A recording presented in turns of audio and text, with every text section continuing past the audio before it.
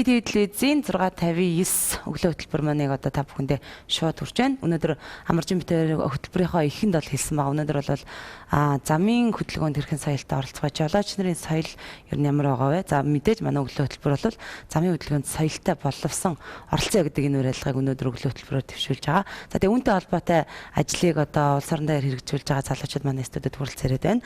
За замын цагдаагийн албаны урьдчилан сэргийлэх олон нийтэд харилцах хэлтсийн мэрэгжилтэн цагдаагийн Ахмад Соронзонболд Монголын залуучдын холбооны удирдлага хамтын ажиллагааны ахлах мэрэгжилтэн төр болдноор манай студид хүрэлцээд байна. Өглөөний мэнд. Өглөөний мэнд. За замын хөдөлгөөн ирэн шууд асуудалтай оръё. За яг энэ цаг мөчийн үед бол харьцангуй сэрэг байна. Улаанбаатар хотын хувьд бол замын хөдөлгөөний сэрэг. За энэний бас гол шалтгаан бол мэдээж хүүхд багчууд маань амарцсан байгаа. Бас харьцангуй өмнөх 7 хоногт бол бас сэрэг байна. За энэ өдрүүдэд зохион байгуулж байгаа арга хэмжээнийхээ талаар за мэдээлэл болгоё. За тэгэхээр Монголын залуучуудтай холбоороо 95 жилийн хүртэл залуучдын үндэсний төв байгуулав. Тэгээд бид бол 21 аймаг 9 өргөдөл салбар нэгштэй. За тэгээд энэ жилийн хувьд бол бас нэлийн төвхөн жил болж байгаа. За учир нь Монгол улс залуучдын байгууллага үүсчихсэн 95 жилээ. Монголын залуучдын холбоо үүсгэн байгуулсан 25 жилийн бол болж өнгөрсөн. Тэгээд энэ жилийн хүрээнд ч гэсэн залуучдын холбоо бас сар сарынхаа уриалгын хүрээнд за мөн дээрээс уламжлалт болгон жил болгон хийгдэх ажлуудаа хийгээвч байна. За одоо бол залуун цуврал лекцээ хийж байна. За энэ маань өөрөө яг нөгөө залуучууд руу одоо урлаг соёлын спортын олон нийтэд болсон залуучдыг бол бид бүхэн бол ураад залуучдаа нээлттэйгээр яриа өнүүлдэг байгаа. Тэгээд өнгөрсөн 7 хоногт бол 2015 оны Хавьяалал монголчууд шоуны шилдэг оролцох саруулдаг өсвөл оролцсон. За энэ 7 хоногийн үед бол хотгонлаа бол оролцохоор төлөвлөгдсөн байна. Хаана цуврал лекцүүд ер нь болж байна? За лекц манууд ерөөхдөө Монголын залуучдын холбооны залуус танхимд бол ерөөхдөө болж байгаа. Залуучууд төссөн үед очиод нээлттэй тий.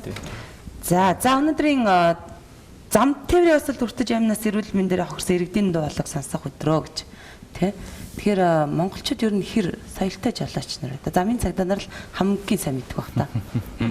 За тийм тэгэхээр ер нь энэ замын хөдөлгөөнд оролцож байгаа жолооч нарын хувьд соёлын тухай ярихаар бол миний зүгээр ажил эрхэлж байгаа албан тушаал за өөрийн одоо үзэл бодлоос бол ер нь замын хөдөлгөөнд оролцож байгаа жолооч нарын хувьд соёл гэж ярил өөрөө тухайн замын хөдөлгөөний дүрмийг биелүүлээ явж байгаа маань л өөрөө хамгийн том соёл байж байгаа. Тэгэхээр ер нь энэ замын хөдөлгөөний дүрм өөрөө зөрчигдснөөс цаашдаа нөгөө л нэг зам тээврийн осол тийм үү осол за цаашаа явал хүний аймнаас эрүүл мэнд эд хөрөнгө яригддаг л да. Ер нь энэ дээр ингээ бас нэг сэрэмжлүүлэг болгоо ярихаар 2016 оны эхний 10 сарын байдлаар яг энэ зам тээврийн ослын улмаас 418 хүний аймнаас хохирсон.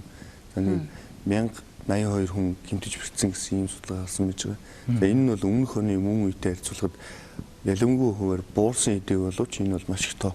Манай одоо Монгол улс шиг хүн ам цөөтэй тийм ээ.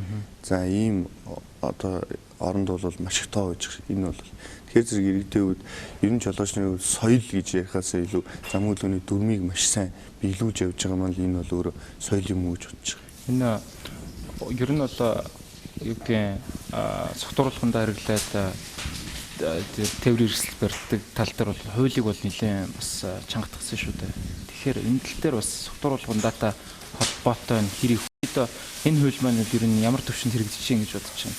Энэ одоо хүмүүсийн те амь настай ингээд харьцуулаад харах. Тийм. Тэгэхээр ер нь 2016 он гарсаар бас яг энэ согтуугаар тээврийн хэрэгсэл жолоодж яваад одоо цагдаагийн албаагч нар журмлагдсан энэ зөрчилүүд өмнөх оны мөн үетэй харьцуулахад бол бас л буурсан байж байгаа. Энэ бол мэдээж нөгөө зам хөдөлгөөний аюулгүй байдлын тухай шинжлэгдээд за нөгөө таны сэний ярьсан хариуцлагын тогтолцоо жоохон өндөр болсонтой холбоотой бас буурсан. Тэгсэн хэдий боловч 2016 оны эхний 10 сарын байдлаар бас 26,000 орчим согтуугаар тээврийн хэрэгсэл жолоодж яваад журмлагдсан ийм жолоочийг бол илрүүлсэн байж байгаа улсын 26,000. Тийм. За мөн одоо энэ согтуугаар тээврийн хэрэгсэл жолоодж яваад зам тээврийн осол гаргасан 620 жолооч бүртгэгдсэн байж байгаа. Тэгээд энэ согтуугаар тээврийн хэрэгсэл жолоодж явсан энэ жолооч нарын согтуу жолоочийн буруутай үйлдэлс улсын хэмжээний 79 хүний амнаас хохирсон ийм тоо бол үзүүлэлт байдаг. Гэхдээ энэ бас согтуугаар тээврийн хэрэгсэл жолоодж байгаа энэ асуудал дээр зөвхөн жолооч биш бас түүний одоо юу гэдэг хүрээлж байгаа хүмүүсийн бас шалтгаан нөхцөл бас их байгаа. Дээрээс нь одоо юу гэдэг бас жолооч гэлгүй нийт одоо энэ зам үйлгэнд оролцож байгаа явган зочигчдын хувьд бас нэлээд одоо согтуугаар зам үйлгэнд оролцож бие одоо өдөртөн авч явж чадахгүй одоо тэр зам нөгөө баяр ёслол томоохон тэмдэглэлд арга хэмжээний үе дээр бол маш их одоо согтуу явнаар зам үйлгэнд оролцож өөрөө болон одоо бусдад тийм ээ зам дээр осолд бүртгэх энэ болцоог бол хангаж идэг ийм байдаг гэж байна. Тэгэхээр ер нь энэ согтуур хундаа гэдэг юмыг бол ер нь энэ аливаалахын зам үйлгэнд оролцож байгаа зөвхөн жолооч гэхгүй бүх субъект энэ болох хэрэгтэй гэдгийг бас зөвлөх байна. 400 гаруй хүн яг одоо энэ замын хөдөлгөөнд нас битэж гимтсэн, нас барсан. 418 хүн асуулсан байж байгаа. Ер нь бол яг энэ эхний 10 сарын байдлаар. Тэгээ буурсан гэж байгаа тийм. За энэ бол өмнөх оны нөгөө 15 оны мөн үетэй харьцуулахад бол ялангуяа тоогоор буурсан гимтсэн үнээр тэгэл айгүй их шүү дээ. Гэсэн хэдий боловч энэ бол маш их тоо гэж байна. Тийм байна. Тэгэхээр яг хоо би төр болтоос сонсоморсоо. Ер нь залуучдын холбоо энэ тал дээр тийм ээ урайлах урьдчилан сэргийлэх тал дээр ямар ажил хийж нэг мундаг дугуйтай Улаанбаатар болов тийм ээ 12 оноос хойш бас тэрийг хэрэгжүүлж исэн гэж бас мэдхий байна. За тэгэлгүй яг тэгэхээр залуучдын байгууллага гэдэг нь бол өөрөө мэдээж нөө залуучдууд тэр дундаа нийгэм рүү чиглэсэн бол олон талд үйл ажиллагаа зохион байгуулдаг. Тэгээ энэ ажиллагаа хүрэн ч гэсэн бид хүн 2012 оноос хойш за томоохон төслүүдийг хэрэгжүүлж эхэлсэн. Энэ маань өөрөө залуучд руу нийгэм рүү эерэг хандлагатай тий. Тэгээ үүний нэг томоохон төсөл нь бол ундаг дугуйт Улаанбаатар төсөл байгаа. Тэгээ энэ бол мэдээж нөө залуучдыг бас нөө нэг за биеийн хөдөлгөөн одоо нөө сүүлийн жилүүд чинь бас нөө залуучд таргалалт тэгээ зүрх судасны өвчин тийм ээ. Тэгээд төрөл бүрийн өвчин зүйлс байгаа шүү дээ. За мөн дээрээс нэрүүлэх юм агарын бохирдол ч юм уу тий. Нэг ийм хэд хэдэн зорилтын өрөөнд төлөвлөлтөө бас бид хүмүүс энэ хүслийг хэрэгжүүлж эхэлсэн. Тэгээ анх бол 2012 онд бол бас үүсгэн байгуулчаад энэ хүслээ санаачилчаад дугуйн бараа зохион байгуулж байхад бол 40 хүнтэй зохион болж байсан. За өнгөрсөн онд бид хүн автошингийн өдрөөр бол ундаг дугуйтай парад зохион байгуулахад бол мэрэгжлийн болон дугуй сонирхогч нийт 1500 орчим залуучууд оролцсон. Тэгээ энэ маань юу хэлж байгаа гэхээр мэдээж нөө жил иргэсэн за залуучдын одоо оролцоотой хандлага маань өөрөөс нэмэгдэж байна. За мөн дээрээс нь бид бүхний ажлыг бас залуучдаас нэлээд хөдөлмөж байгаа бол харагдаж байгаа. Тэгээд энэ дээр бол ерөнхийдөө бас энэ төслийн өрөөнд бол бид бүхэн бас за хэд хэдэн байгууллагатай бол хамтарч ажиллаж байгаа. Мэдээж залуучдын холбооны дэрэгдэх одоо клуб болон холбоот нь бол яг энэ төслийн өрөөнд бол хамтарч ажилласан. За тухайлбал автосамчин залуучдын холбоо, залуу дугуйчин клуб, Nice Bike дугуйн клуб, за Canada Oil дугуй хөтөлбөртэй. Гэх мэтчлэн эдгээр байгууллагууд маань яг 2012 оноос хойш энэ төсөл төр болсон. Хамтарч ажиллаж байгаа. Тэгээ мөн дээрээс бас манай замын зэтэйг авдаг байх маань бас жил ирсэн бидний үйл ажиллагааг дэмжиж ажилладаг байна.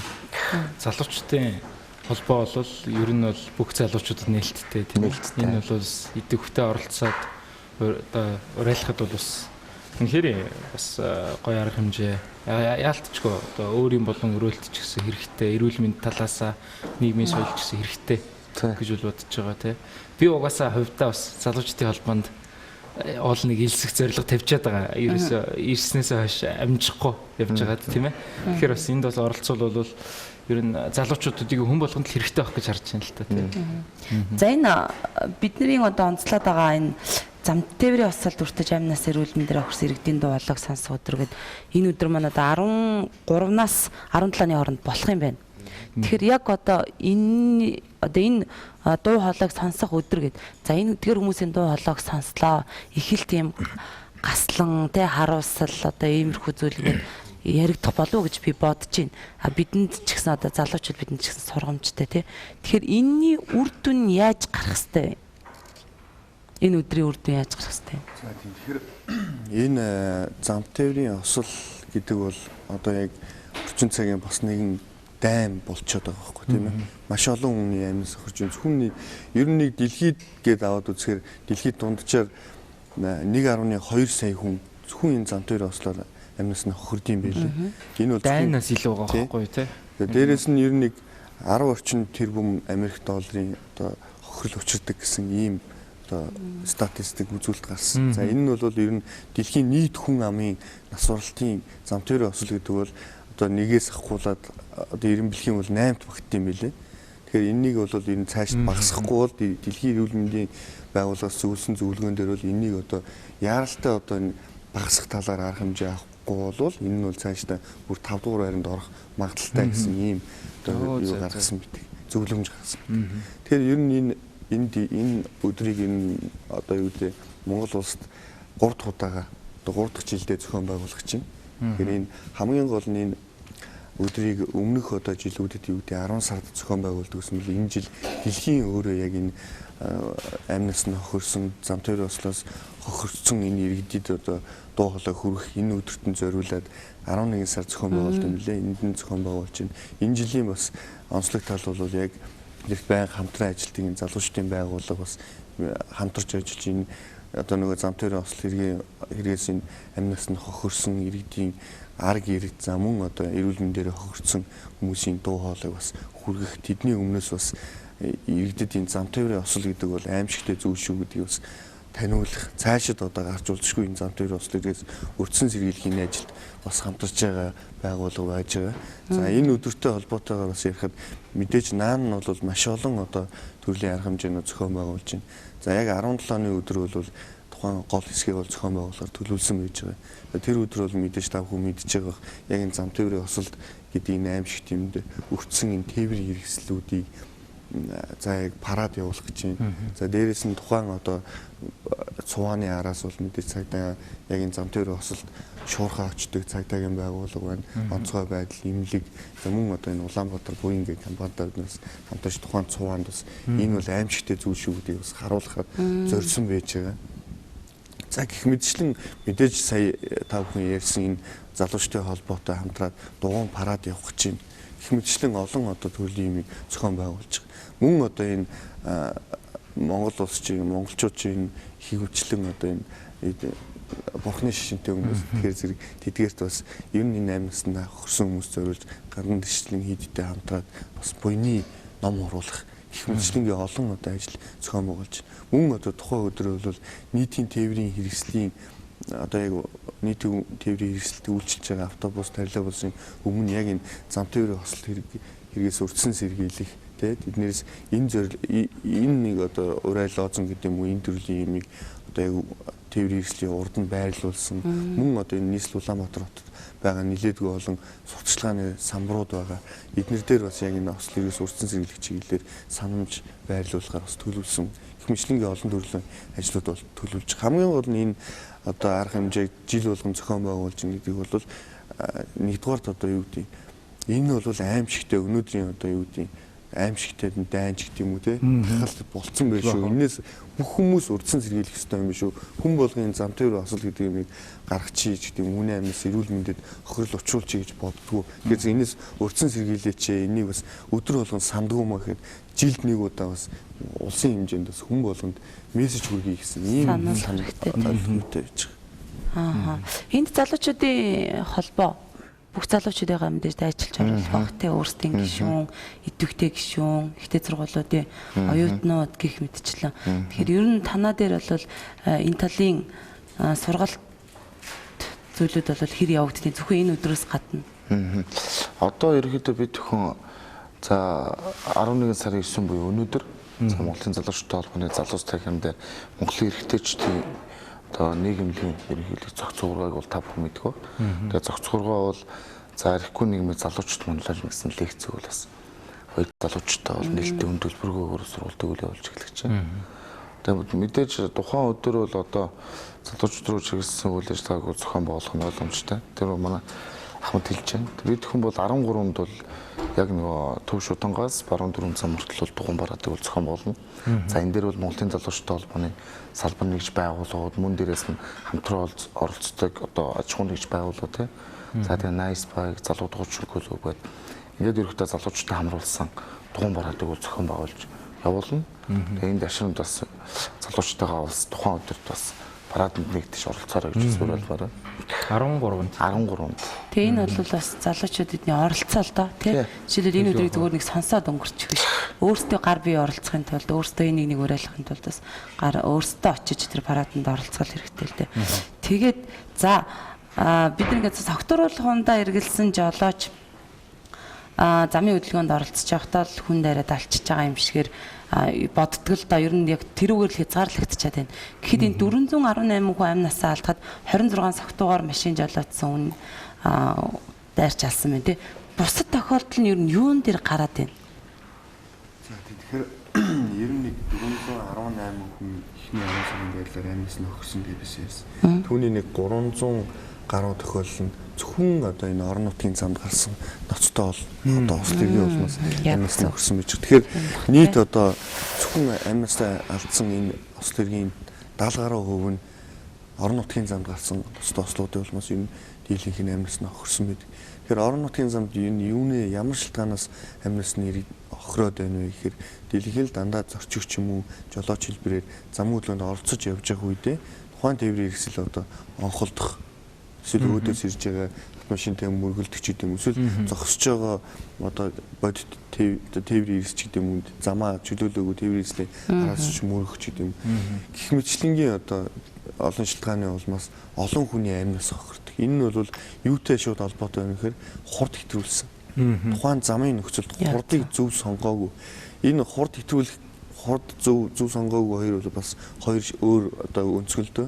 Зарим хүмүүс бол дэлгэл нэг л хурдтай явсан юм шиг ойлгоод байдаг. Тэгэхээр тухайн зам гэдэг бол өөрөө зарим тохиолдолд галтрага агуулгаатай байна, үзэгдэх орчин харагдахгүй, харанхуй, эвдрэлтэй эсвэл тийм ээ. Тухайн замын нөхцөл тээврийн хэрэгслийн жолоочууд бол өөрийнхөө хурдыг зөвл одоо яг тэр замын нөхцөл тохируулж явах хэрэгтэй. Тэгэхээр юу гэдэг нь орон нутгийн замд миний дээд хурд 80 гээл 80 дотроо яваад 80 км/цагтайгаар заавал явах шаардлагагүй. Зарим замд бол галтрага агуулга нөгөө тээж яваа, ачаа сууж яваа хүн өөрийн биеийн байдал тийм үнээс шалтгаалаад өөр 10 км ч юм уу 20 км/цагийн уртаа ч явах тохиолдол бий.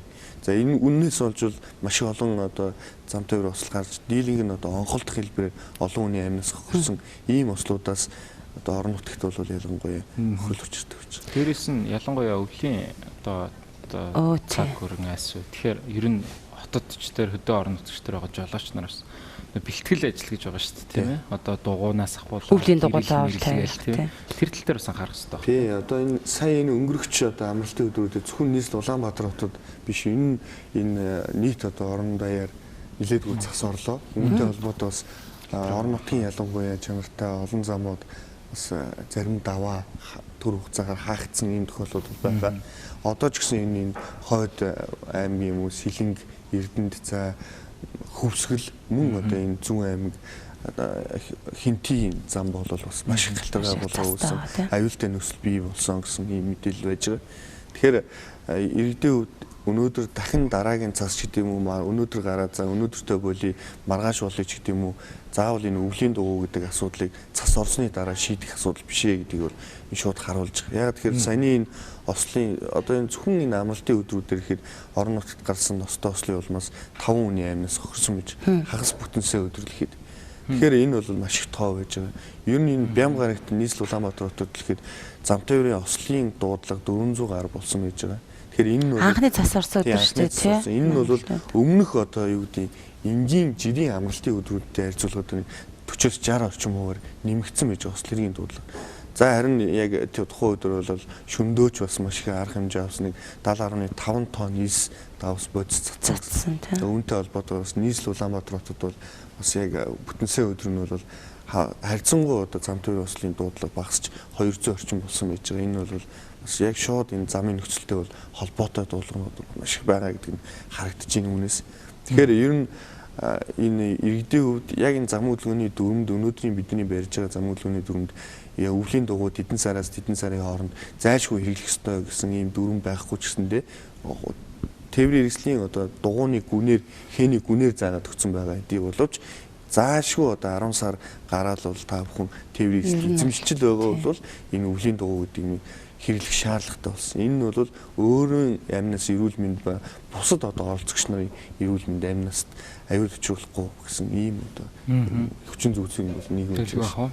Тэгтэл эн чинь зөвхөн амралтын 2 өдөр ихэд 600 гаруй жижиг том ослоор гарсан гэсэн үг шүү дээ тий. Энэ бол нийслэл Улаанбаатар хотод бүртгэгдсэн би дуудлагыг жишээ авлаа шүү дээ. Тэгэл одоо орон нутагт бол яг энэ одоо өвлийн дугуйтай холбоотой маш олон одоо хязгаарлалтууд биднээс авсан байж байгаа.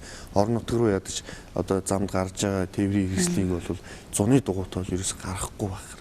Тэгэхгүй бол одоо юу гэдэг нь бусад зарим даваагүйгээ тийм ээ давж чадахгүй өөрсөндөө болон зөвхөн тэр жолооч биш бусад сууж яваа иргэдийн амнаас эрүүл мэндэнд шууд одоо хохирол өвчүүлгээр байж байгаа. Дугуйтай холбоотой гэдэг бол энэ бол зөвхөн шууд одоо хөдөлгөөний аюулгүй байдал яригдж байгаа асуудал л та. Хотын замд ч тэр орон нутгийн замд ч тэр нэг юм гүйцэд төрүүлэх гэдэг асуудал байдаг. Тэ нөгөө игнэ барь солих гүйцэд төрүүлэх гэдэг асуудал байдаг. За нөгөө оройн цагаар үзэг тохирч хязгаарлагдсан үед гэрэл шилжүүлэхгүйгээс олж бас их услаар гардаг. Энэ бол цэвэр нөгөө жолооч дүрм биелүүлэх гэдэгтэй шууд холбоотой тий. Тийм тий. Одоо нөгөө 20 км за илүү явлаа гэж бодоход юу гэдгийг нэг бараг 100 км замд бол хэдэн минут л хэмжиж байгаа байхгүй юу?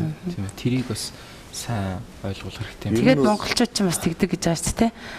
Сайн явж ирвүү гэдгээс ш хурдан явж ирвүү гэж хэзээ ч асуудаггүй чинь бас их хүчиртэй гээд байгаа шүү дээ. Тэгэхээр ер нь бол бид нар өглөө хөтөлбөрт бид нар нөгөө нэг цагаагаар мэдээ дамжуулах болгондоо хэлдэг. Өнөөдөр гадагшаа юм байна. Ер нь бол Улаанбаатар хотод юм байна.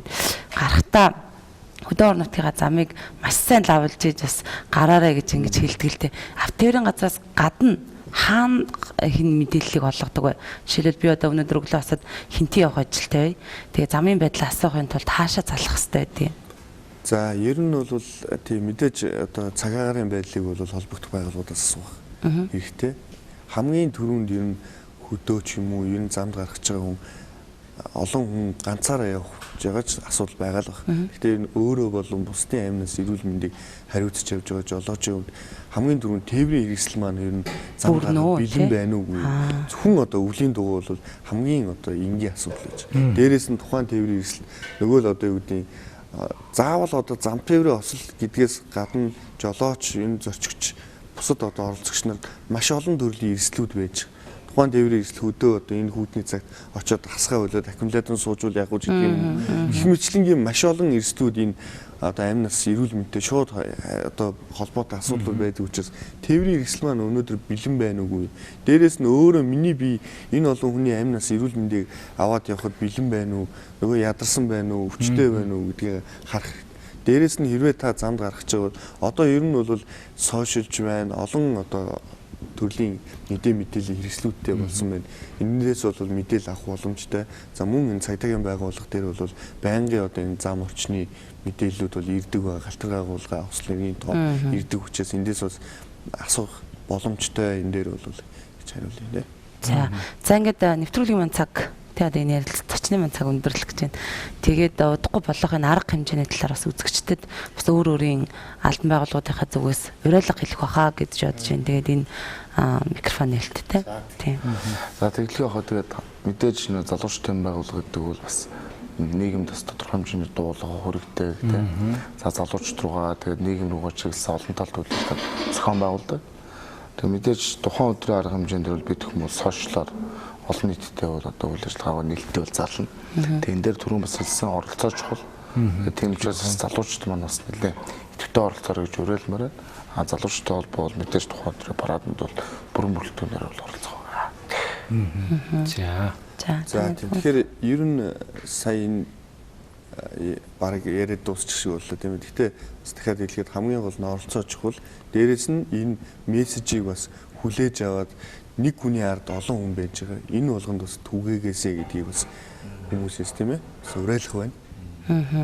За ингээд залуучуудын холбоо замын цагдаагийн газар хамтран зохион байгуулж байгаа энэ үйл ажиллагаа амжилттай болох бах. Мэдээж бидний бас хэвдэллийн үүрэг бас нэлээд оролцоо их өндөр байдаг. Тэгээ залуучуудтай хэлэхэд бас залуучууд гэлтгүй ер нь бол жолооны ард суудаг бүх хүн бол энэ хүү арга хэмжээнд бас оролцоосаа гэж бодож байна. Тэгээ та бүхэн бас зүрх зүсэм тоонуудыг тоон мэдээллүүдийг бас сая сонслоо. Тэгээ бид нэр одоо зөвхөн хувь хүн өөрийнхөө бэлэн бус байдал, өөрийнхөө соёлгүй зан, өөрийнхөө одоо яарч тавьсан байдал ч гэдэм үү те.